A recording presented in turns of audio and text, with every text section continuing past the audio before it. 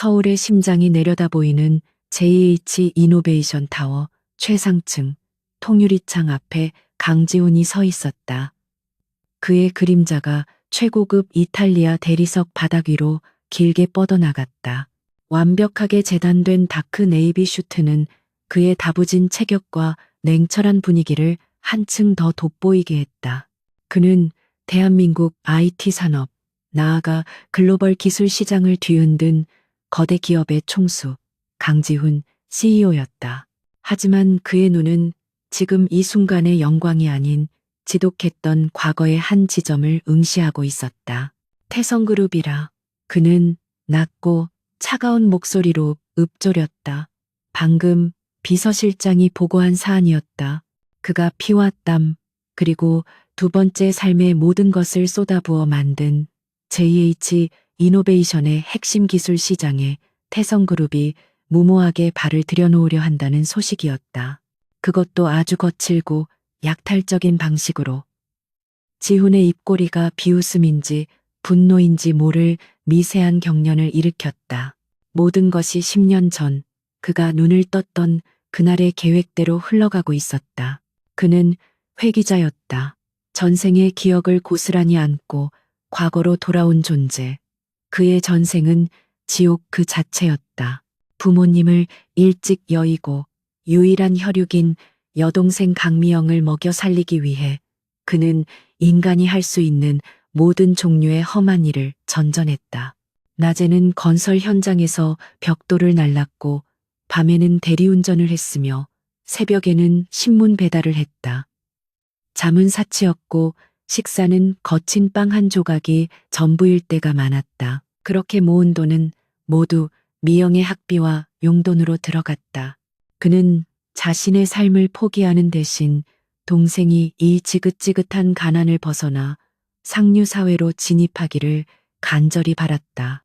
미영은 그의 희생을 발판 삼아 명문대에 입학했고 눈에 띄는 미모로 사교계의 주목을 받기 시작했다. 지훈은 그녀가 자랑스러웠다. 그녀가 자신을 부끄러워하기 시작하기 전까지는 비극은 예고 없이 찾아왔다. 미영이 태성그룹의 후계자 박진태와 교제를 시작한 것이다. 지훈은 처음에는 기뻐했다. 동생이 드디어 고생 끝에 빛을 보는 줄 알았다. 하지만 현실은 달랐다. 어느 비 오는 날 공사장에서 막노동을 끝내고 흙먼지 범벅이 된 작업복 차림으로 미영의 자취방을 찾았을 때 그는 모든 것을 목격했다. 오빠, 제발 이러지 마. 진태 씨한테 오빠 같은 사람 있는 거 알면 나 어떻게 되겠어?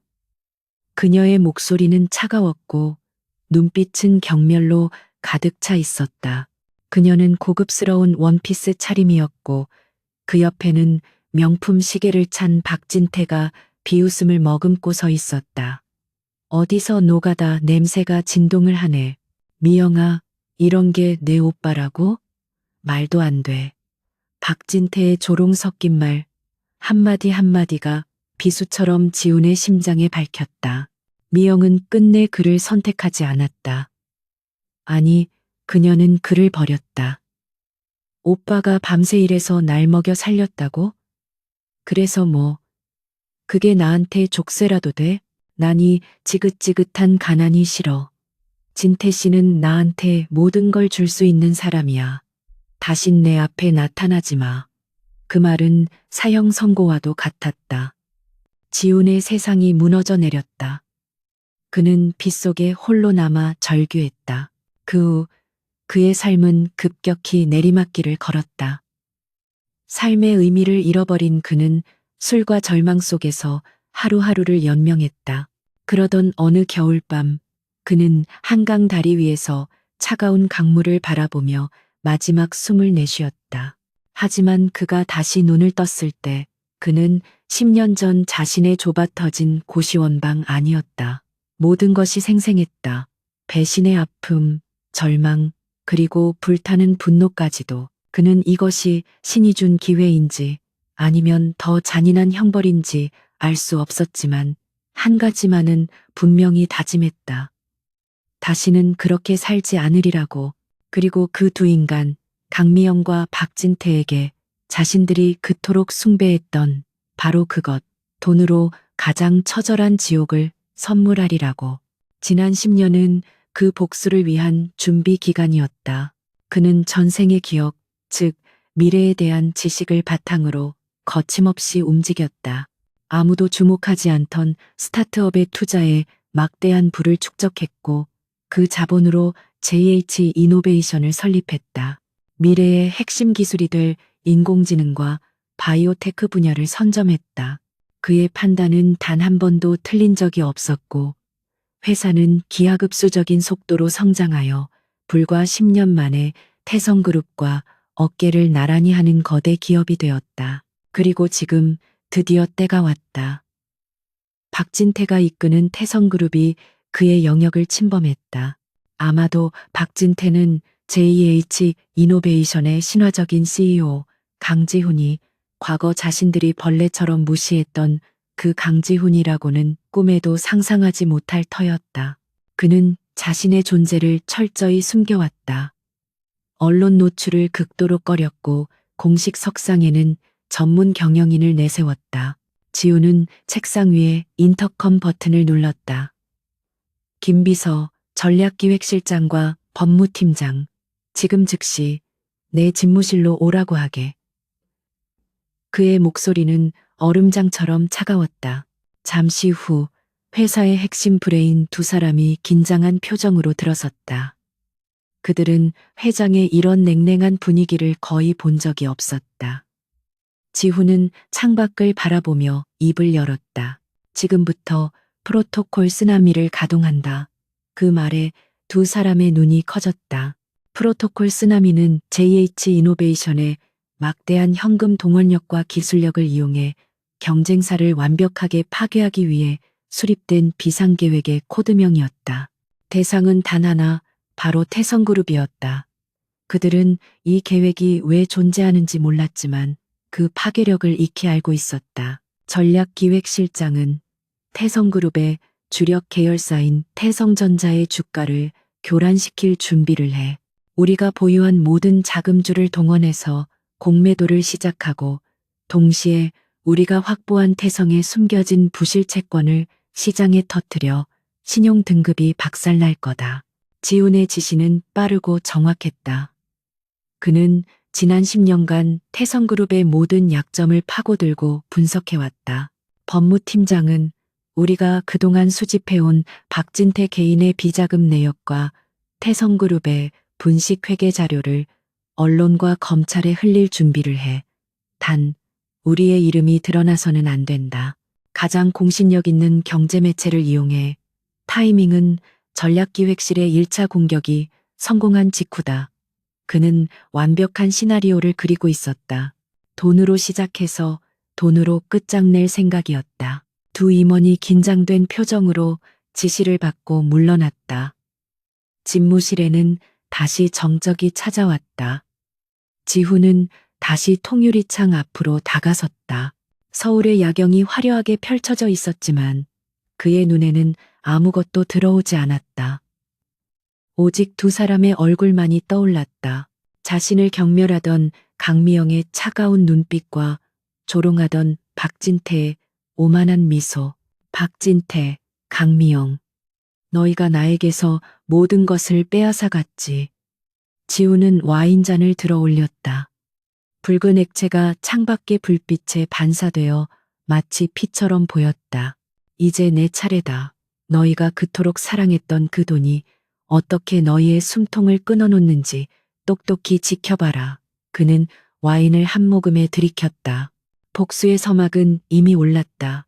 차갑고 거대하며 무자비한 복수였다. 지훈은 자신의 과거를 철저히 지웠다. 그의 현재 신분은 완벽하게 세탁되었다. 고아원에서 자라 독학으로 성공한 입지전적인 인물. 그것이 세상이 아는 CEO 강지훈의 모습이었다. 강미영이나 박진태가 지금의 자신을 본다 해도 그 흙먼지 날리던 과거의 오빠 혹은 벌레만도 못하게 여겼던 그 남자를 떠올릴 리 만무했다. 그것이 그의 가장 강력한 무기 중 하나였다. 그는 책상 서랍 깊숙한 곳에서 낡은 사진 한 장을 꺼냈다. 그가 유일하게 간직한 과거의 흔적이었다. 공사장에서 일하다 잠시 쉬는 시간에 찍은 땀과 먼지로 범벅이 된 자신의 모습이었다. 사진 속에 그는 비록 남루했지만 동생을 먹여 살린다는 자부심으로 눈이 빛나고 있었다. 이때의 나는 죽었다. 그는 사진을 다시 서랍 속에 던져 넣었다. 지금 그는 오직 복수만을 위해 존재하는 CEO 강지훈이었다. JH 이노베이션이라는 거대한 제국은 그의 복수를 위한 가장 강력한 무기였다. 태성그룹은 그의 상대가 되지 못할 것이다. 박진태는 아버지의 후광에 기댄 오만한 2세에 불과했고 미래를 알고 돌아온 자신은 그들의 모든 수를 꿰뚫어 보고 있었다. 김 비서, 내일 저녁 일정 전부 취소해. 그는 다시 인터컴을 눌렀다. 그리고 헤리티지 클럽의 자선 파티 초대장을 구해 VIP로 헤리티지 클럽, 대한민국 최상류층만이 모이는 그들만의 리그. 그곳은 박진태가 자신의 영향력을 과시하기 위해 자주 찾는 장소였고 강미영이 어떻게든 발을 들여놓고 싶어 안다라는 곳이기도 했다. 알겠습니다. 회장님, 비서의 깔끔한 목소리가 들려왔다. 지훈은 넥타이를 거칠게 풀어헤쳤다. 이제 첫 번째 무대가 준비되었다. 그는 그 두 인간을 직접 만나야 했다. 자신들이 무시하고 짓밟았던 존재가 이제 어떤 모습으로 그들 앞에 서게 될지, 그리고 그들의 경악과 절망을 두 눈으로 똑똑히 확인하고 싶었다. 지우는 자신의 스마트 기기를 켰다. 화면에는 태성그룹의 주가 차트가 실시간으로 떠 있었다. 아직은 평온한 상태였다. 하지만 내일 아침 시장이 열리는 순간 저 차트는 지옥을 향해 수직 낙하할 것이다. 그것은 지훈이 울리는 전쟁의 서막이자 과거의 자신에게 바치는 진혼곡이었다. 그는 밤새 일했다. 전생에서는 동생을 먹여 살리기 위해, 그리고 현생에서는 그 동생과 그녀가 선택한 남자를 파멸시키기 위해. 목적은 달라졌지만 그의 지독한 집요함과 철저함은 그대로였다. 아니, 복수심으로 인해 더욱 강해져 있었다. 서울의 밤이 깊어가고 있었고 거대한 폭풍이 태성그룹을 향해 조용히 움직이기 시작했다. 서울에서 가장 은밀하고 호화로운 사교 클럽, 헤리티지 클럽의 연회장은 수십억 원짜리 샹들리에가 뿜어내는 부드러운 빛으로 가득 차 있었다. 오늘 밤 이곳에서는 국내 유수의 기업가들과 정재계 인사들이 모이는 VVIP 자선 파티가 열리고 있었다.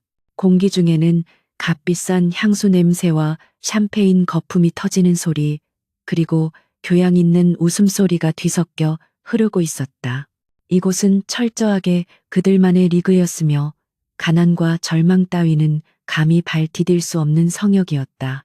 파티의 주빈격인 태성그룹의 후계자 박진태가 모습을 드러내자 사방에서 아첨 섞인 인사말이 쏟아졌다. 그는 최고급 맞춤 정장을 입고 오만한 미소를 지으며 사람들의 인사를 받았다. 그의 팔에는 화려한 드레스를 입은 강미영이 매달려 있었다. 미영은 오늘 밤 이 자리에 서기 위해 모든 것을 걸었다. 그녀는 박진태라는 티켓을 붙잡고 이 상류 사회에 진입하는 것이 지상 최대의 목표였다. 강미영은 이 화려한 연회장을 끊임없이 곁눈질했다. 그녀의 눈은 단순한 감탄이 아닌 더 높은 곳을 향한 맹렬한 야망과 탐욕으로 불타고 있었다. 그녀는 박진태의 귀에 대고 무언가 속삭였고 박진태는 만족스러운 듯 크게 웃으며 그녀의 허리를 감쌌다. 그 모습은 마치 자신의 전리품을 과시하는 사냥꾼과도 같았다. 미영은 이 순간을 즐기고 있었지만 동시에 불안했다. 박진태의 힘이 약해지면 자신도 버려질 것을 본능적으로 알기 때문이었다. 그때 연회장 입구가 다시 한번 조용히 열렸다. 대부분의 시선이 박진태와 미영에게 쏠려 있던 터라 그의 등장을 주목하는 이는 많지 않았다. 강지훈이었다. 그는 어떤 수행원도 대동하지 않고 홀로 들어섰다. 그의 존재감은 요란하지 않았지만 그가 발을 내디딜 때마다 주변의 공기가 차갑게 가라앉는 듯했다. 그는 방 안의 모든 것을 꿰뚫어 보는 듯한 깊고 공허한 눈으로 연회장을 천천히 훑어보았다. 일부 업계의 거물들이 그를 알아보고 조용히 술렁이기 시작했다. 저 사람이 JH 이노베이션의 강지훈 대표인가? 언론에 한 번도 모습을 드러내지 않더니 실물이 훨씬 더 압도적이군. 그들은 감히 다가가지 못했다.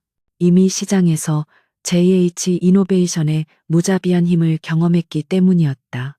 강지훈은 그들의 속삭임을 무시한 채 바텐더에게서 물 한 잔을 받아들고 가장 어두운 구석으로 향했다. 그의 시선은 단 한 곳에 고정되어 있었다.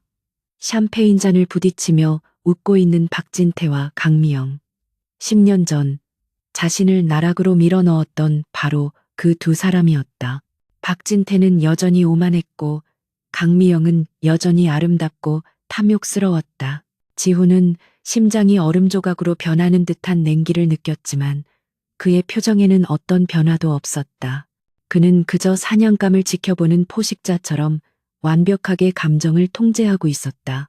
미영은 박진태의 옆에서 연신 웃음을 터뜨리고 있었다. 진태 씨, 정말 대단해요. 여기 있는 모든 사람이 진태 씨만 쳐다보는 것 같아요. 그녀의 목소리는 꿀처럼 달콤했지만 그 안에는 철저한 계산이 깔려 있었다. 박진태는 그 아부에 만족하며 그녀의 뺨을 가볍게 쓰다듬었다. 당연하지. 오늘 이 파티의 주인공은 나니까. 그리고 미영이 넌 내 옆에 있을 때 가장 빛나는 거야. 지우는 그 광경을 말없이 지켜보았다. 전생의 기억이 파편처럼 머릿속을 스쳤다. 흙먼지 묻은 작업복을 입은 자신을 경멸하던 미영의 눈빛, 오빠 같은 사람이라며 치를 떨던 목소리, 그리고 그 옆에서 자신을 벌레 보듯 하던 박진태의 비웃음. 지훈은 물잔을 쥔 손에 힘을 주었다. 유리가 부서질 듯 팽팽한 긴장감이 흘렀지만 그는 이내 손에 힘을 풀었다. 복수는 뜨거울 때가 아니라 가장 차가울 때 이루어져야 했다. 드디어 파티의 하이라이트인 자선 경매가 시작되었다. 사회자가 무대 위로 올라와 분위기를 고조시켰다. 몇 가지 소소한 물품들이 오간 뒤 드디어 메인 아이템이 등장했다. 유명 화가의 희귀한 유작 그림이었다. 시작가는 1억 원이었다. 몇몇 컬렉터들이 입찰을 시작했고 가격은 순식간에 3억을 넘어섰다. 박진태가 나설 차례였다. 그는 자신의 부와 영향력을 과시하고 싶어 안달이 난 상태였다. 5억, 그가 거만한 목소리로 외쳤다. 장내가 잠시 조용해졌다.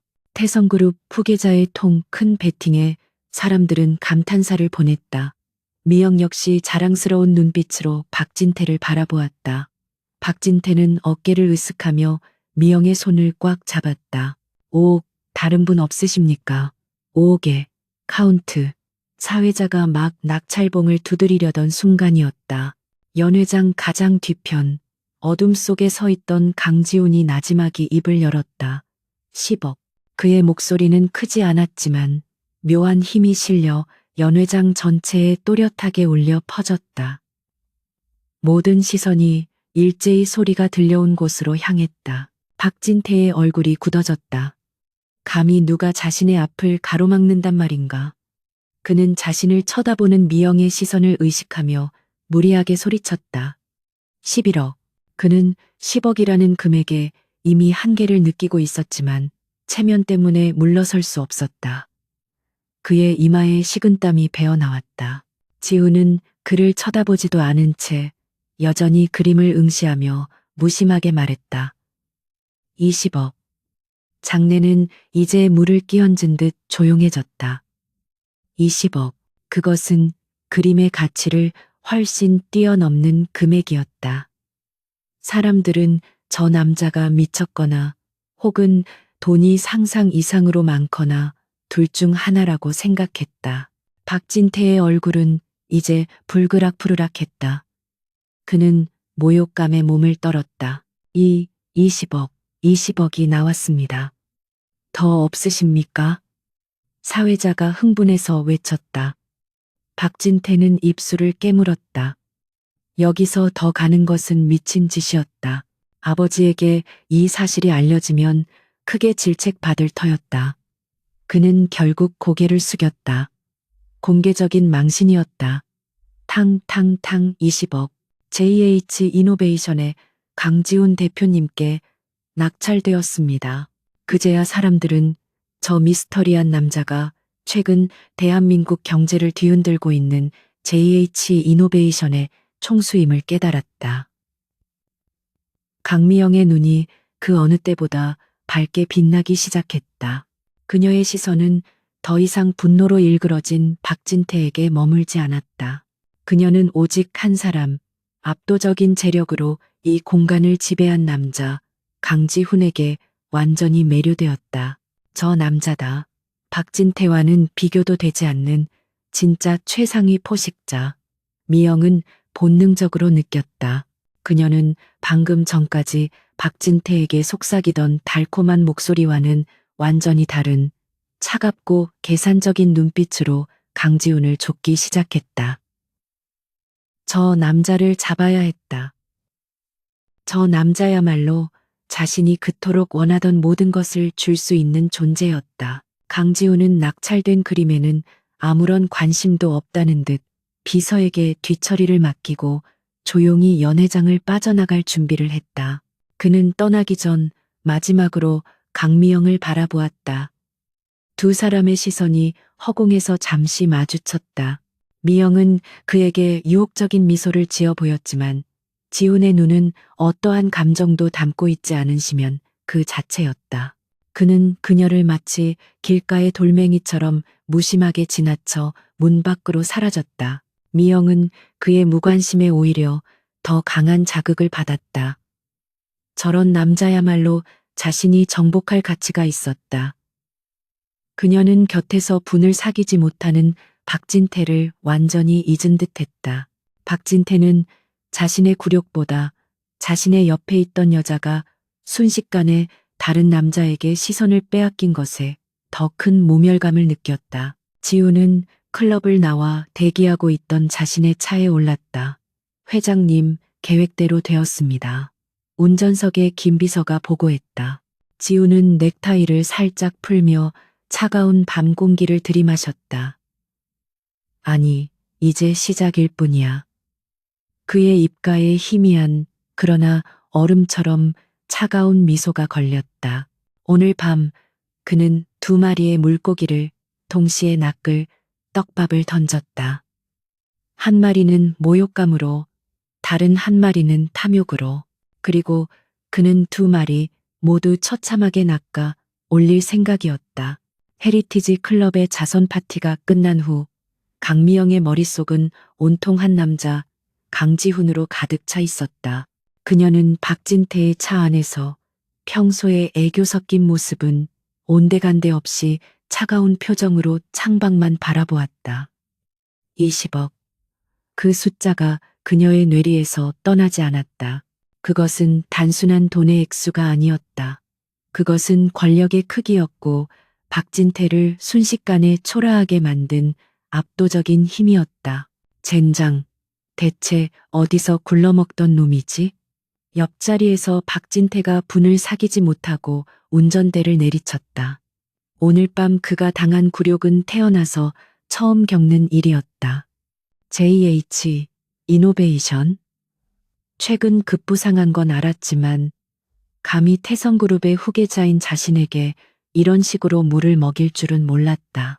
그는 자신의 체면이 구겨진 것보다 미영의 시선이 그 남자에게 향하는 것을 더 견딜 수 없었다. 미영은 그의 분노에 찬 목소리를 들었지만 아무런 대꾸도 하지 않았다.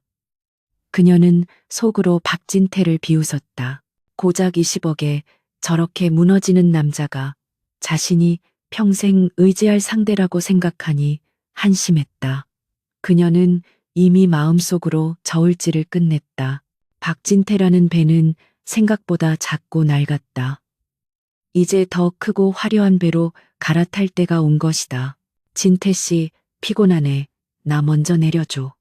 그녀의 목소리는 싸늘했다. 박진태는 그녀의 태도에 당황했지만 지금 화를 냈다가는 가뜩이나 상처받은 자존심이 더 구겨질 것 같아. 아무 말도 못하고 그녀의 오피스텔 앞에 차를 세웠다. 미영은 고맙다는 말 한마디 없이 차에서 내렸다. 그녀의 눈은 이미 다음 사냥감을 향해 번뜩이고 있었다. 집에 들어서자마자 미영은 자신이 가진 모든 인맥을 동원하기 시작했다. 그녀는 파티에서 만났던 사교계 인사들, 패션 잡지 에디터, 심지어는 박진태를 통해 알게 된 재계 관계자들에게까지 전화를 돌렸다. JH 이노베이션의 강지훈 대표 말이에요. 혹시 그 사람에 대해 아는 거 있으세요? 사생활이라든가 취향 같은 거요. 그녀는 교묘하게 질문을 던졌다. 하지만 강지훈에 대한 정보는 극히 제한적이었다. 그는 언론 노출을 철저히 피했고 그의 사생활은 베일에 쌓여 있었다. 고아원 출신이라는 것, 그리고 불과 10년 만에 IT 제국을 건설한 천재라는 것 외에는 알려진 바가 없었다. 이런 신비주의는 미영의 정보욕을 더욱 자극했다.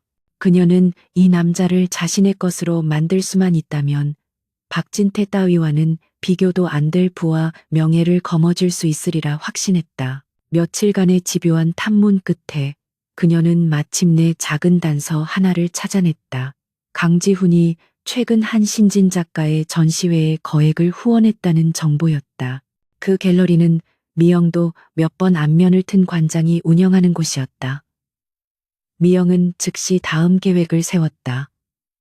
그녀는 그곳에서 강지훈과 우연한 만남을 연출하기로 결심했다. 그녀는 가장 지적이고 세련되어 보이는 의상을 골랐다. 박진태를 유혹할 때 입던 화려하고 노골적인 드레스가 아니었다. 차분한 아이보리색 실크 블라우스에 무릎을 덮는 H라인 스커트, 그리고 지적인 분위기를 연출하는 안경까지 썼다. 그녀는 완벽한 커리어 우먼이자 예술을 사랑하는 지성인의 모습으로 자신을 위장했다. 갤러리에 도착한 미영은 관장과 가벼운 인사를 나눈 뒤 마치 정말 그림에 심취한 듯 천천히 작품들을 감상했다. 그리고 얼마 지나지 않아 그녀가 기다리던 인물이 등장했다. 강지훈이었다. 그는 검은색 터틀넥에 심플한 재킷을 걸친 편안한 차림이었지만 그에게서는 여전히 사람을 압도하는 냉철한 기운이 뿜어져 나왔다. 지훈 역시 미영이 이곳에 올 것을 알고 있었다. 그가 후원한 사실을 흘린 것 자체가 계획의 일부였다. 그는 미영이 자신의 미끼를 물기를 기다렸고 그녀는 예상대로 정확히 움직여 주었다. 그는 미영을 못 본 척하며 작품의 시선을 고정했다.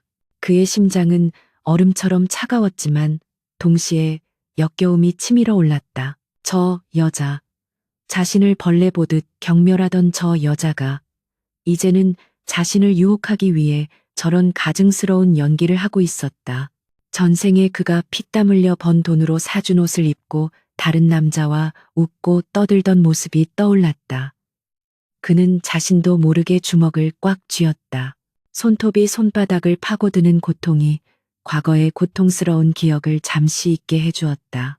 그때 미영이 그에게 다가왔다. 실례지만 강지훈 대표님 아니신가요? 그녀의 목소리는 계산된 놀라움과 수줍음을 담고 있었다. 지난번 헤리티지 클럽 파티에서 멀리서 뵈었어요. 이렇게 다시 뵙다니 영광이네요. 저도 이 작가님 팬이거든요. 완벽한 연기였다. 지훈은 천천히 고개를 돌려 그녀를 바라보았다. 그는 마치 그녀를 처음 보는 사람처럼 무심한 눈빛을 유지했다. 그렇습니까? 그의 대답은 짧고 건조했다. 그는 그녀에게 조금의 관심도 없는 듯 다시 그림으로 시선을 돌렸다. 미영은 당황했지만 포기하지 않았다. 이런 남자일수록 공략하는 맛이 있었다. 이 작품, 심연이라는 제목이 대표님과 참 잘 어울리는 것 같아요. 깊이를 알 수 없는 그런 느낌이요. 그녀는 그림을 핑계로 그에게 계속 말을 걸었다. 그녀는 자신이 아는 모든 미술 지식을 총동원하며 지적인 매력을 어필하려 애썼다. 지훈은 속으로 비웃었다. 전생의 강미영은 미술은커녕 책 한 권 제대로 읽지 않는 여자였다. 그녀의 관심은 오직 명품과 돈뿐이었다. 지금 그녀가 읊어대는 저 지식들은 모두 자신을 유혹하기 위해 급조된 것임이 분명했다. 그런가요? 지훈은 여전히 단답형으로 대답했다. 하지만 그는 그녀가 더 다가올 수 있도록 아주 미세한 틈을 열어두었다. 미영은 그의 차가운 태도에도 굴하지 않고 계속해서 대화를 이어갔다. 그녀는 자신의 이름과 지금 하고 있는 일, 그녀는 자신을 프리랜서 큐레이터라고 소개했다을 자연스럽게 흘렸다. 지훈은 그 모든 거짓말을 묵묵히 들어주었다. 그는 그녀의 탐욕이 어디까지인지 시험해보고 싶었다. 갤러리를 나설 때쯤 지훈은 마치 선심이라도 쓰듯 그녀에게 명함 한 장을 건넸다. 미술에 대한 조예가 깊으신 것 같군요. 나중에 기회가 되면 제 컬렉션에 대해서도 조언을 좀 구하고 싶습니다. 그 말에 미영의 얼굴이 환해졌다. 드디어 미끼를 물었다고 생각했다. 물론이죠, 대표님. 언제든 연락 주세요. 그날 밤 미영에게 최고급 플라워 박스와 함께 작은 상자 하나가 배달되었다. 상자 안에는 수천만 원을 호가하는 다이아몬드 목걸이가 들어있었다. 그리고 그가 직접 쓴 듯한 짧은 메모가 있었다. 오늘 만남은 흥미로웠습니다. KJH 미영은 환호성을 질렀다. 박진태가 사준 그 어떤 선물보다 값비싸고 의미 있는 선물이었다. 그녀는 즉시 목걸이를 착용하고 거울 앞에 섰다. 차가운 다이아몬드의 감촉이 그녀의 피부에 닿자 그녀는 자신이 이미 상류사회의 정점에 선 듯한 착각에 빠졌다. 그녀는 강지훈이 자신에게 완전히 빠졌다고 확신했다. 이 남자를 잡는다면 태성그룹의 안주인이 되는 것과는 비교도 할 수 없는 더 큰 세상을 손에 넣을 수 있을 터였다. 같은 시각 강지훈은 자신의 집무실에서 태성그룹의 주가 폭락 차트를 지켜보고 있었다. 1차 공격이 성공적으로 진행되고 있었다. 그는 방금 미영에게 보낸 목걸이 값을 떠올렸다. 그 돈은 전생에 그가 1년 내내 밤낮 없이 일해도 만져볼 수 없는 돈이었다. 하지만 지금 그에게는 푼돈에 불과했다. 그는 그 푼돈으로 강미영의 영혼을 샀다고 생각했다. 그는 책상 서랍을 열어 전생의 낡은 사진을 다시 꺼냈다. 땀에 젖은 젊은 날의 자신. 미영아, 넌 또다시 나를 버렸다.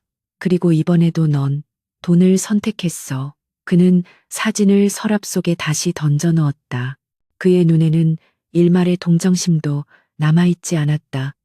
오직 복수를 완성해야 한다는 차가운 결의만이 이글거리고 있었다. 강미영이 강지훈이 던진 달콤한 미끼에 취해 새로운 상류층의 꿈에 부풀어 오르던 바로 그 시각 대한민국 금융시장의 심장부에서는 태성그룹을 향한 무자비한 공격이 시작되고 있었다. JH 이노베이션의 비밀스러운 룸은 수십 명의 최고 엘리트들이 뿜어내는 열기, 그리고 그와는 대조적으로 얼음처럼 차가운 강지훈의 지시로 가득 차 있었다. 프로토콜 쓰나미는 이미 1단계를 넘어 2단계로 진입하고 있었다. 태성전자, 공매도 물량 2차 투입해. 그들이 방어 자금을 투입하는 즉시 우리가 확보한 이대 주주 지분을 블록딜로 시장에 풀어버려. 지훈의 목소리는 조용했지만 방 안의 모든 공기를 장악했다. 모니터에는 태성그룹 계열사들의 주가가 파란색 폭포수처럼 흘러내리는 모습이 실시간으로 나타나고 있었다. 이것은 단순한 주가 조작이 아니었다. 기업의 근간을 뿌리째 흔드는 정교한 외과 수술이었다. 같은 시각 태성그룹 본사 박진태의 집무실은 아비규환이었다. 도대체 이게 무슨 일이야? 왜 주가가 이 모양이냐고. 박진태는 최고급 양주잔을 벽에 집어던졌다. 유리 파편이 흩어졌지만 임원들은 감히 고개도 들지 못했다. 그들은 밤새도록 주가 방어를 위해 수천억 원의 자금을 쏟아부었지만 그것은 마치 밑 빠진 독에 물을 붓는 격이었다. 매수세가 붙는가 싶으면 어디선가 상상도 못할 물량이 쏟아져 나와 모든 노력을 무의로 돌렸다. 전부 무능한 놈들. 당장 우리 자사주를 매입해서라도 막아 은행에 연락해서 추가 대출을. 박진태가 소리를 지르던 그때 집무실 문이 거칠게 열리고 그의 아버지 박 회장이 불호령을 내뿜으며 들어섰다. 박 회장은 평생을 바쳐 태성을 일군 노장이었다. 그의 눈에는 아들에 대한 실망과 현재의 위기에 대한 분노가 이글거리고 있었다. 이 멍청한 놈, 지금 네가 무슨 짓을 하고 있는지 알고나 있는 거냐. 박 회장의 지팡이가 바닥을 세게 내리쳤다. 누가 감히 우리 태성을 건드리는지는 모르겠지만 내 놈은 지금 적의 총알바디가 되어주고 있어. 자사주 매입? 그 돈은 어디서 났지? 네가 비밀리에 추진하던 그 바이오 사업 자금을 빼돌린 게냐? 박 회장은 모든 것을 꿰뚫어 보고 있었다. 박진태는 아버지의 일갈에 얼굴이 하얗게 질렸다. 그는 자신의 경영 능력을 입증해 보이기 위해 그리고 강미영 같은 여자들에게 과시하기 위해 무리하게 신규 바이오 사업을 추진했다. 그것도 회장의 반대를 무릅쓰고 비자금을 동원해서였다. 하지만 강지훈은 전생의 기억을 통해 그 바이오 기술이 치명적인 결함을 가진 사기극에 가깝다는 것을 알고 있었다. JH 이노베이션의 워룸에서 지훈은 다음 지시를 내렸다. 지금이다. 태성 바이오 관련 내부 고발 자료 우리가 인수한 해외 신용평가사를 통해 발표해. 동시에 태성전자의 부품을 독점 공급하던 알파테크 인수 계약을 마무리해. 지훈의 공격은 한 곳에 머무르지 않았다. 그는 태성그룹의 주력 사업과 미래 사업 그리고 그들의 생명줄인 공급망까지 동시에 절단내고 있었다. 시장은 즉각 반응했다. 태성바이오, 임상 데이터 조작 의혹이라는 헤드라인이 모든 경제지를 뒤덮었다. 신용평가사는 태성그룹의 등급을 일제히 하향 조정했다. 은행들은 태성그룹에 대한 대출 한도를 즉각 축소하고 기존 대출금의 상환을 압박하기 시작했다. 그리고 결정적으로 태성전자의 핵심 부품을 만들던 알파테크가 JH 이노베이션의 자회사로 넘어가면서 부품 공급이 중단되었다. 태성전자의 생산 라인이 멈춰 섰다. 주가는 이제 회복 불가능한 수준으로 폭락했다. 박진태는 자신이 판 함정에 스스로 빠진 꼴이 되었다. 그는 주가 방어를 위해 바이오 사업에 자금을 유용했고 이제 그 바이오 사업은 사기극으로 판명나며 그룹 전체를 나락으로 끌어내리고 있었다. 그는 완벽하게 강지훈의 시나리오대로 움직여 주었다. 박진태는 자신의 사무실에서 완전히 무너져 내렸다. 그는 자신이 왜 이런 공격을 당하는지조차 알지 못했다. 그저 막연한 공포와 분노 속에서 모든 것을 탓했다. 감히 누가 나한테 이래. 그는 책상 위의 모든 것을 쓸어버렸다. 오만했던 재벌 2세의 모습은 온데간데 없고 궁지에 몰린 패배자의 모습만 남아 있었다. 그의 절망은 거기서 끝나지 않았다. 강지훈은 마지막 한 방을 준비하고 있었다. 그는 태성그룹의 핵심 인력, 즉 박 회장이 평생을 공들여 키워온 RD센터의 수석 연구원들에게 접근했다. JH 이노베이션의 이름이 아닌 실리콘밸리의 유령 회사를 통해 그들에게 상상을 초월하는 연봉과 최고급 연구 환경을 제시했다. 태성그룹이라는 배가 침몰하고 있음을 직감한 핵심 인재들은 망설이지 않았다. 그들은 하나둘씩 사직서를 제출했다.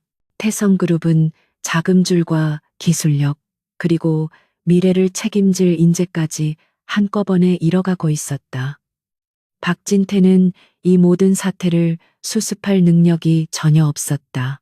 그는 그저 무너지는 제국을 바라보며 공포에 떠는 허수아비에 불과했다. 강지훈은 자신의 집무실에서 이 모든 상황을 보고받고 있었다. 그의 앞에는 10년 전 자신이 일했던 건설 현장에 먼지 묻은 안전모가 놓여 있었다. 그는 가끔씩 저 안전모를 보며 자신의 복수심을 다졌다. 전생에 그는 저 안전모의 무게만큼이나 무거운 삶의 무게에 짓눌려 살았다.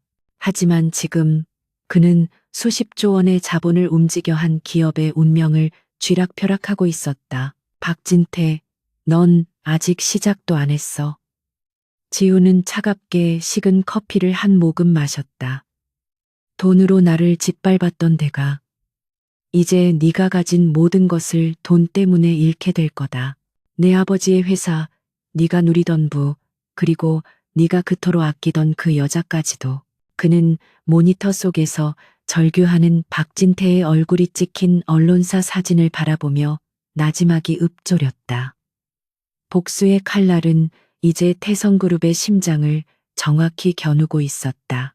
태성그룹이라는 거대한 배가 좌초되기 시작하자 그 위에 타고 있던 사람들의 운명도 함께 흔들렸다.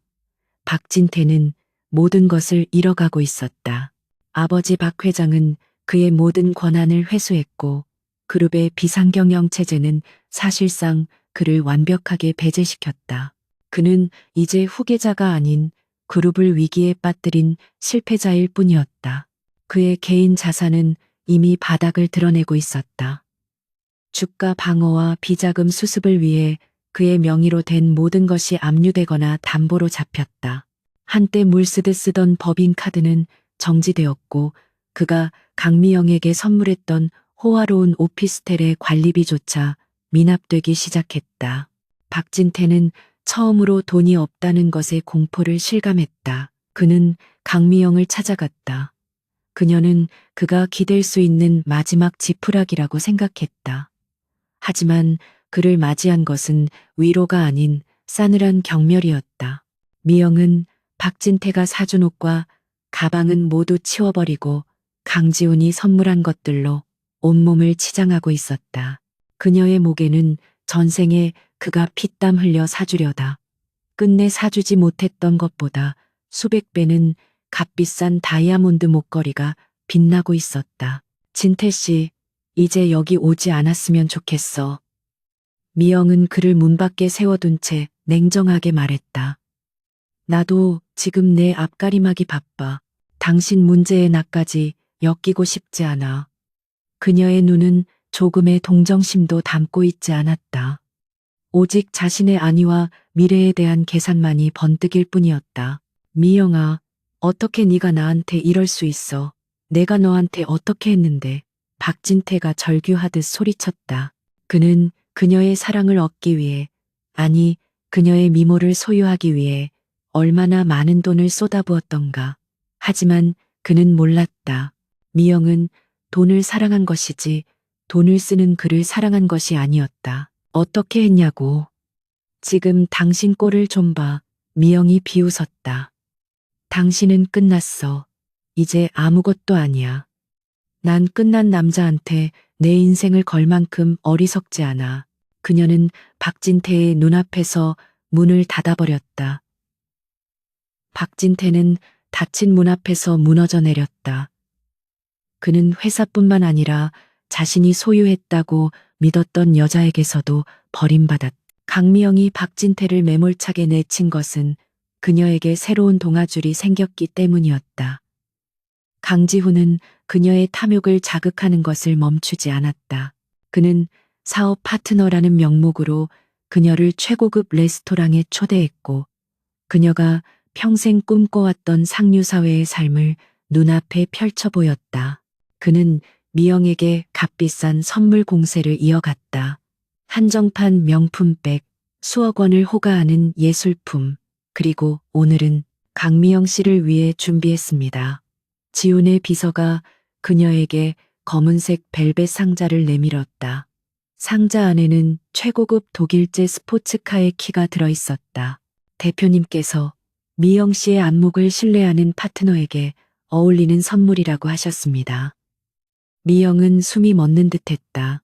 이것은 박진태가 선물했던 그 어떤 것과도 차원이 다른 선물이었다. 그녀는 강지훈이 자신을 여자로서 원하는 것이 아니라 자신의 가치를 높이 평가하는 것이라고 스스로를 합리화했다. 하지만 그녀의 본능은 알고 있었다.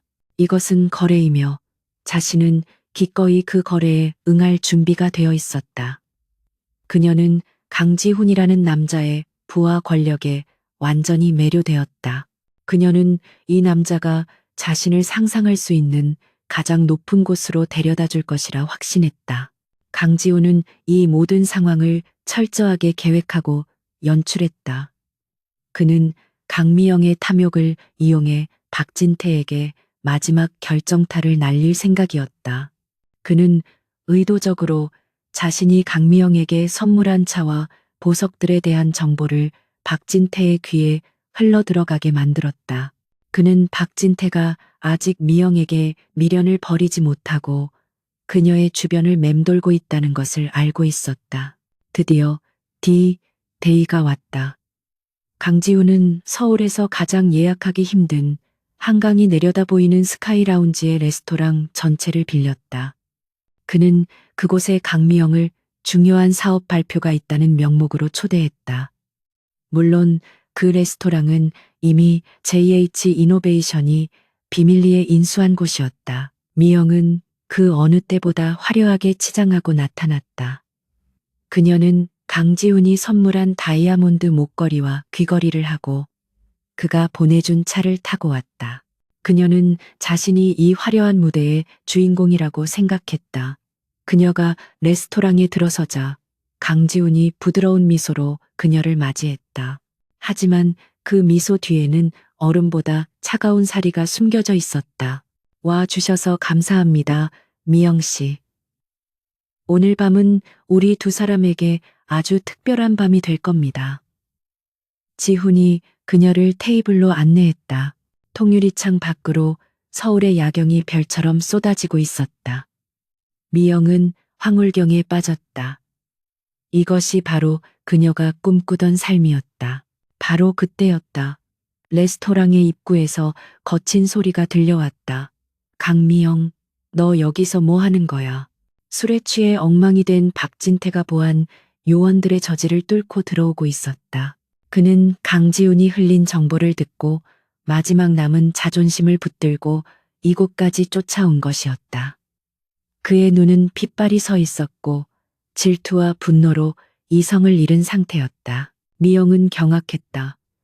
자신의 가장 빛나는 순간에 가장 초라한 남자가 나타난 것이다. 저리가, 박진태. 웬 망신이야. 그녀가 날카롭게 소리쳤다. 그녀의 목소리에는 일말의 연민도 없었다. 오직 자신의 완벽한 그림을 망친 것에 대한 분노뿐이었다. 박진태는 미영의 목에 걸린 목걸이를 보았다. 그리고 그녀가 입고 있는 드레스, 그녀가 타고 온 차, 그 모든 것이 자신이 아닌 다른 남자의 것이라는 사실이 그의 이성을 끊어놓았다. 이 배신자, 내가 너한테 어떻게 했는데, 감히 내 돈으로 저놈이랑. 그는 미영에게 달려들려 했다. 하지만 그의 주먹이 미영에게 알기도 전에 굳건한 팔이 그를 가로막았다. 강지훈이었다. 그는 박진태의 주먹을 가볍게 잡아챘다. 실례지만 박진태 씨, 지훈의 목소리는 야경처럼 차갑고 조용했다. 여긴 당신이 있을 곳이 아닌 것 같군요. 네, 네가 뭔데, 이 자식이 내 모든 걸 망쳤어. 박진태가 지훈의 멱살을 잡으려 했지만 지훈은 그를 가볍게 밀쳐냈다. 박진태는 비틀거리며 바닥에 넘어졌다. 그는 전생에 지훈을 벌레 보듯 짓밟았지만 지금은 자신이 그 벌레보다 못한 존재가 되어 있었다. 강미영은 날 선택했어. 지훈이 바닥에 쓰러진 박진태를 내려다보며 선언했다. 전생에도 그랬지. 아니, 전생이 아니라 바로 어제였나? 지훈은 짐짓 헷갈린다는 듯 말했지만 그 말은 박진태가 아닌 오직 미영에게만 들릴 정도의 작은 목소리였다. 미영은 전생이라는 단어에 잠시 의아했지만 곧 박진태의 난동에 묻혀버렸다. 하지만 이번엔 네가 아니라 나를 선택했군. 결국 그녀는 돈을 선택한 거야. 안 그런가, 박진태 씨? 지훈이 공개적으로 그를 조롱했다. 박진태는 모멸감에 얼굴이 일그러졌다.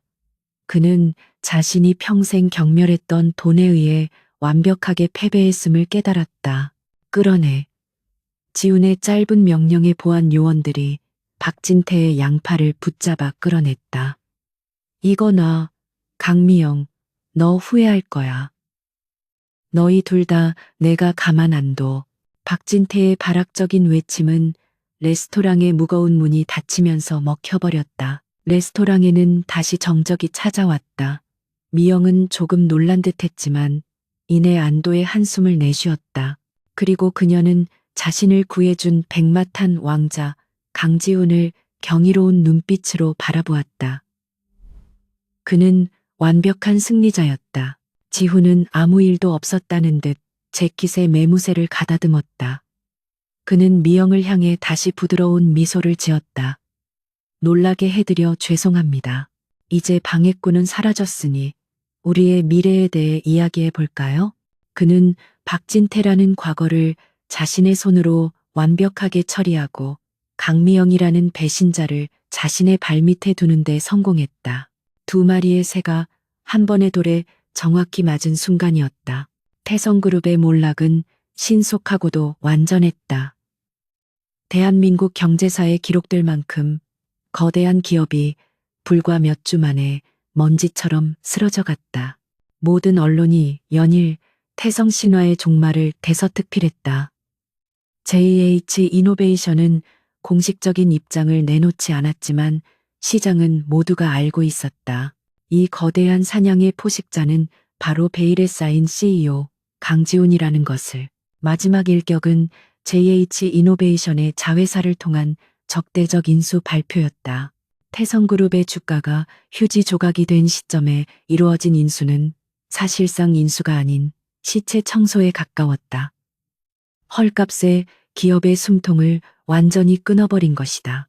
박 회장은 충격으로 쓰러져 병원에 입원했고 사실상 식물인간 상태에 빠졌다. 그룹의 실질적인 후계자였던 박진태는 모든 것을 잃었다. 그는 파산했으며 그가 저지른 불법적인 자금 유용과 주가 조작 혐의로 검찰의 수배 명단에 올랐다. 이 모든 파멸의 소식을 강미영은 자신의 호화로운 오피스텔에서 샴페인 잔을 들고 지켜보고 있었다. 그녀의 얼굴에는 일말의 동정심이나 불안감도 없었다. 오히려 짜릿한 승리감과 안도감이 감돌았다. 그녀는 자신이 얼마나 현명한 선택을 했는지 스스로 감탄하고 있었다. 침몰하는 배, 박진태에게서 뛰어내려 강지훈이라는 초호화 유람선으로 갈아탄 자신의 타이밍은 완벽했다.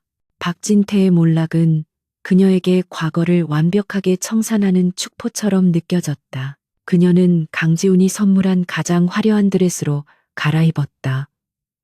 수억 원짜리 다이아몬드 목걸이가 그녀의 쇄골 위에서 오만하게 빛났다. 그때 그녀의 개인 단말기로 메시지 한 통이 도착했다. 발신인은 KJH였다. 모든 것이 끝났습니다. 라시메에서 우리의 새로운 시작을 축하하죠. 라시메. 지난번 박진태가 추하게 난동을 부렸던 바로 그 최고급 스카이라운지 레스토랑이었다. 미영은 승리의 미소를 지었다. 그녀는 강지훈이 선물한 붉은색 스포츠카를 타고 레스토랑으로 향했다. 그녀가 도착했을 때 레스토랑은 통째로 비워져 있었다. 그 넓은 공간에 오직 단 하나의 테이블만이 준비되어 있었고 강지훈이 서울의 야경을 등지고 서 있었다. 분위기는 축하연이라기엔 기묘할 정도로 조용하고 엄숙했다. 지훈 씨, 정말 대단해요. 태성그룹이 그렇게 한순간에 무너질 줄은 몰랐어요. 미영이 특유의 교태 섞인 목소리로 그의 팔에 매달리듯 다가갔다. 그녀는 그가 곧 자신에게 청혼이라도 할 것이라 기대하고 있었다. 이 모든 부와 명예가 곧 자신의 것이 될 터였다. 강지우는 천천히 그녀를 돌아보았다. 그의 얼굴은 평소처럼 무표정했지만 그 눈동자 깊은 곳에서는 무언가 다른 아주 낯선 감정이 일렁이고 있었다. 앉으시죠, 미영 씨. 오늘은 할 이야기가 많으니까. 그는 그녀에게 최고급 빈티지 와인을 따라주었다. 미영은 기쁘게 잔을 받아들었다. 이제 모든 게 끝났으니 우린 앞으로 뭘 하면 될까요? JH 이노베이션의 문화재단을 제가 맡는 건 어떨까요? 지훈 씨의 곁에서 지훈 씨의 격에 맞는 일들을 하고 싶어요. 그녀는 미래에 대한 야망을 숨기지 않았다. 그녀는 자신이 이 남자의 유일한 파트너가 되었다고 확신했다. 강지우는 와인잔을 만지작거리며 그녀의 말을 조용히 듣고 있었다. 그녀의 말이 끝나자 그는 나지막이 입을 열었다. 미영 씨. 그의 목소리는 평소보다 한 톤 낮았고 묘한 울림을 담고 있었다. 당신을 보면 자꾸 생각나는 사람이 있습니다. 미영은 순간 멈칫했다. 질투심이 고개를 들었지만 그녀는 애써 미소를 지었다. 어머, 누구요? 옛날 애인이라도 되나요? 그녀가 농담처럼 받아쳤다. 아니요. 지훈이 고개를 저었다. 내 전생의 여동생입니다. 전생이라는 단어에 미영의 미소가 어색하게 굳었다. 네? 전생이라니 무슨 농담을. 농담이 아닙니다. 지훈의 눈이 그녀를 똑바로 응시했다. 그 눈빛은 더 이상 그녀가 알던 CEO 강지훈의 것이 아니었다. 그것은 심연의 어둠 그 자체였다. 아주 어리석은 오빠가 있었죠. 그는 밤낮으로 일했습니다. 비가 오나 눈이 오나 자신의 몸이 부서져라 일했죠. 유일한 여동생을 먹여 살리기 위해서였습니다. 그 오빠는 동생이 이 지긋지긋한 가난에서 벗어나 행복해지기만을 바랐습니다. 강미영의 심장이 불길하게 뛰기 시작했다. 이 이야기는 너무나도 익숙했다. 지훈 씨, 갑자기 그런 이야기는 왜? 그녀의 목소리가 미세하게 떨려 나왔다. 강지훈은 그녀의 불안을 무시한 채 얼음처럼 차가운 목소리로 이야기를 이어갔다. 하지만 그 여동생은 그런 오빠를 부끄러워했습니다. 흙먼지 묻은 오빠의 작업복을 땀 냄새 배인 그의 존재 자체를 경멸했죠. 그의 목소리에는 이제 숨길 수 없는 증오가 서려 있었다. 그녀는 부잣집 남자를 만났습니다. 재벌 2세였죠. 그리고 그 돈을 위해서 자신의 오빠를 쓰레기처럼 버렸습니다. 다시는 자기 앞에 나타나지 말라고 역겹다고 소리치면서 말입니다. 그만해요. 미영이 자리에서 벌떡 일어섰다. 그녀의 얼굴은 새하얗게 질려 있었다. 머릿속에서 불가능한 그러나 너무나도 끔찍한 가능성 하나가 떠올랐다. 당신 도대체. 그 오빠는 절망 속에서 죽었습니다. 지훈이 그녀의 말을 가로막았다. 차가운 강물 속에서 가장 사랑했던 사람에게 배신당한 고통을 안고 죽어갔죠. 그리고 다시 태어났습니다. 지훈이 천천히 자리에서 일어섰다. 그는 미영에게 한 걸음씩 다가갔다. 미영은 공포에 질려 뒷걸음질 쳤다. 아직도 모르겠습니까? 미영 씨? 지훈이 그녀의 턱을 거칠게 붙잡아 자신을 보게 했다. 10년 전 당신이 벌레 보듯 내쫓았던 그 냄새나는 오빠가 지금 당신 눈앞에 서 있는데도 미영의 입에서 의미 없는 신음소리가 터져 나왔다. 그녀의 눈동자가 공포로 극심하게 흔들렸다. 이 남자, 대한민국을 쥐락펴락하는 이 거대한 부와 권력의 화신이 자신이 가장 경멸하고 짓밟았던 죽어버린 줄 알았던 오빠라고? 이것은 악몽이었다. 오빠라고? 그녀가 믿을 수 없다는 듯 중얼거렸다. 그래, 미영아. 네가 그토록 증오하던 내 오빠 강지훈이다. 지훈이 그녀의 귓가에 지옥의 속삭임처럼 말했다. 네가 밤새 일하는 나를 버리고 그 부자 이세를 선택했던 바로 그 순간 나는 다짐했다. 다시 돌아온 이 삶에서는 너희 두 인간이 그토록 숭배했던 바로 그 돈으로 너희를 박살내겠다고. 미영은 다리에 힘이 풀려 그대로 바닥에 주저앉았다. 그녀의 화려했던 드레스가 차가운 대리석 바닥에 구겨졌다. 그녀의 머릿속이 하얗게 비어버렸다. 바로 그 순간 레스토랑의 모든 벽면을 차지하고 있던 거대한 스크린들이 일제히 켜졌다. 예술 작품이 흐르던 화면은 긴급 속보를 전하는 뉴스 화면으로 바뀌었다. 속보입니다. 태성그룹의 전 후계자 박진태 씨가 방금 전 검찰에 긴급 체포되었습니다. 검찰은 박 씨가 수천억 원대의 회사 자금을 횡령하고 분식회계를 통해 주가를 조작한 �혐의를 포착했다고 밝혔습니다. 검찰은 익명의 제보자로부터 결정적인 증거 자료를 확보한 것으로 미영은 넋이 나간 눈으로 체포되는 박진태의 모습을 바라보았다. 그는 전생에 그녀가 선택했던 남자였다. 그리고 지금 그녀는 현생에서 자신이 선택한 남자, 아니, 자신의 오빠에 의해 완벽하게 파멸당하고 있었다. 축하해, 미영아. 지훈이 바닥에 쓰러진 그녀를 무감정하게 내려다보며 와인잔을 들어 올렸다. 넌 이번에도 돈을 선택했어. 그리고 네가 선택한 그 돈이 바로 나였지. 네가 지금 입고 있는 드레스, 내 목에 걸린 목걸이, 네가 타고 온 저 차, 전부 내 오빠가 전생에 네가 그토록 경멸했던 그 땀으로 번 돈이란다. 그는 와인을 한 모금 마셨다. 환영한다. 네가 그토록 원하던 지옥에. 미영은 그 자리에서 실신조차 하지 못하고 끔찍한 진실의 무게에 짓눌려 공포에 찬 비명만을 토해내고 있었다. 심의 레스토랑의 바닥에 주저앉은 강미영은 숨쉬는 법조차 잊은 듯했다. 그녀의 눈앞에 선 남자는 더 이상 그녀가 유혹하려던 거물 CEO 강지훈이 아니었다. 그는 10년 전 자신이 지독한 가난과 함께 쓰레기처럼 내다버렸던 과거의 망령, 그녀의 친오빠였다. 모든 조각이 끔찍한 비명을 지르며 하나로 맞춰졌다. 헤리티지 클럽에서의 기묘한 무관심, 미술관에서의 부자연스러운 만남, 그리고 박진태의 몰락과 정확히 타이밍을 맞춘 선물 공세까지 모든 것이 이 남자의 손바닥 위에서 벌어진 잔인한 연극이었다. 강지훈은 그녀가 다시 한번 전생과 똑같이 돈을 선택하고 혈육을 버리는지 시험했던 것이다. 그리고 그녀는 그 시험을 완벽하게 통과했다. 가장 끔찍한 방식으로. 그녀는 자신의 탐욕을 증명함으로써 스스로 파멸의 구덩이를 판 셈이었다.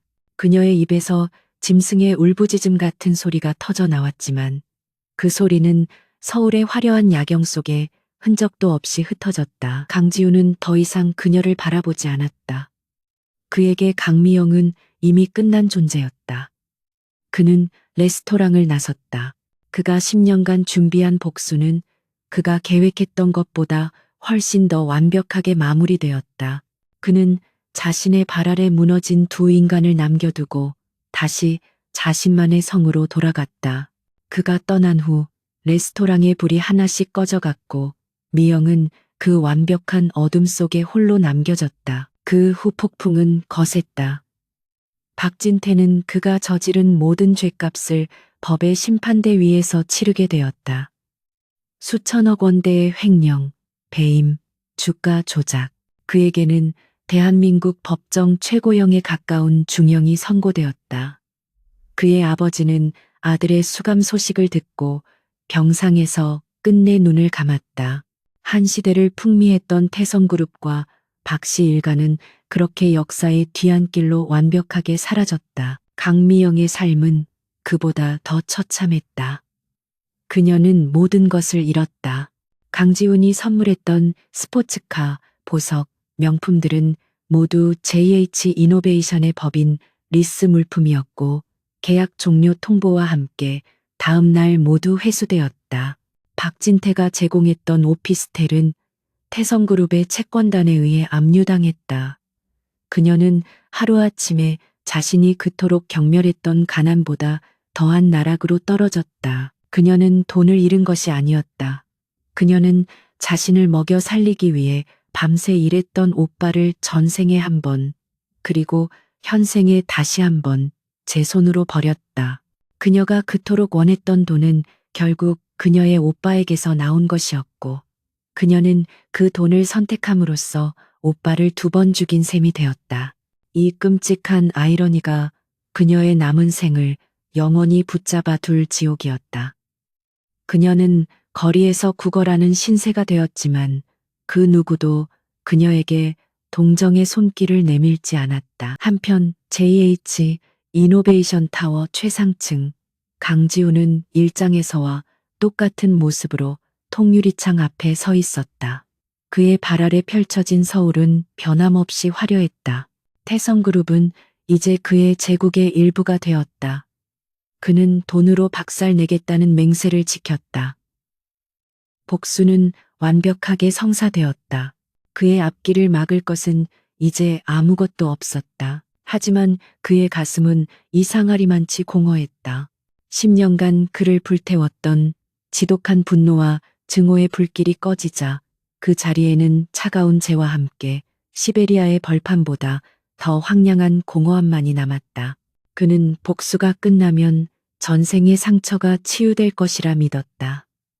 배신의 아픔이 사라지고 평화가 찾아올 줄 알았다. 그러나 아무것도 변하지 않았다. 그는 여전히 빗속에서 동생에게 버림받던 그날의 절망을, 차가운 강물 속에서 숨이 끊어지던 그 순간의 고통을 생생하게 기억했다. 복수는 과거를 지우지 못했다. 그저 또 다른 파괴를 낳았을 뿐이었다.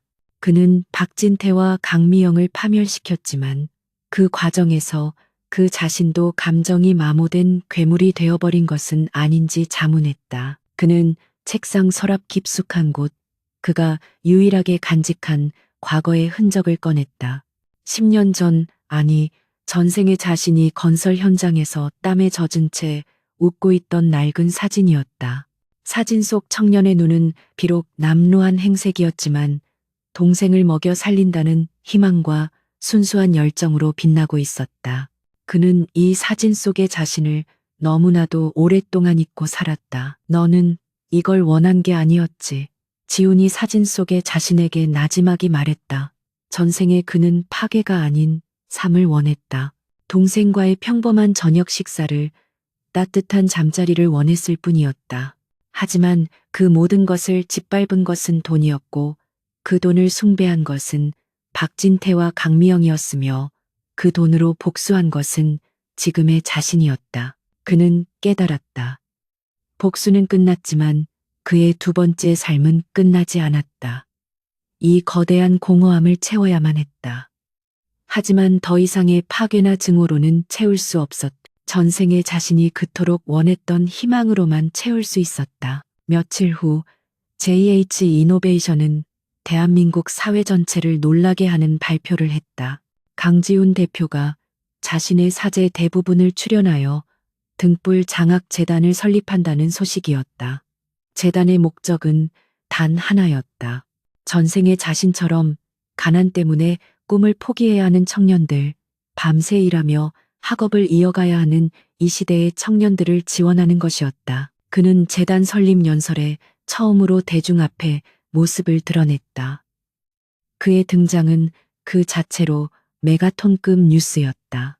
수많은 카메라 플래시가 터졌지만 그는 흔들림 없이 담담하게 마이크 앞에 섰다. 돈은 선도 악도 아닙니다. 돈은 그것을 사용하는 사람의 의지를 반영할 뿐입니다. 그의 목소리는 집무실에서처럼 차가웠지만 그 안에는 미세한 온기가 실려 있었다. 저는 그동안 돈을 무기로 사용해 왔습니다. 하지만 오늘부터 저는 이 돈을 방패로 사용하고자 합니다. 적어도 이 땅의 청년들이 과거의 저처럼 돈 때문에 절망하고 좌절하지 않도록 막아주는 방패 말입니다. 그는 연설을 마치고 재단의 첫 장학생들의 손을 맞잡았다. 그들의 눈은 10년 전, 아니, 전생의 자신이 그토록 바랐던 희망과 미래에 대한 기대로 빛나고 있었다. 그들의 모습을 바라보는 강지훈의 눈, 복수심으로 얼어붙었던 그의 눈에 아주 오랜 시간이 흘러 비로소 따뜻한 무엇인가가 감돌기 시작했다. 그는 강미영이나 박진태를 용서하지 않았다. 그리고 아마 영원히 용서하지 못할 것이다. 전생의 상처 또한 완전히 사라지지 않을 터였다. 하지만 그는 더 이상 과거에 묶여 살지 않기로 했다. 복수라는 이름에 지독했던 과거와 비로소 작별을 고한 것이다. CEO 강지훈, 그는 이제 파멸이 아닌 희망을 건설하기 위해 그의 두 번째 삶을 사용하기로 결심했다.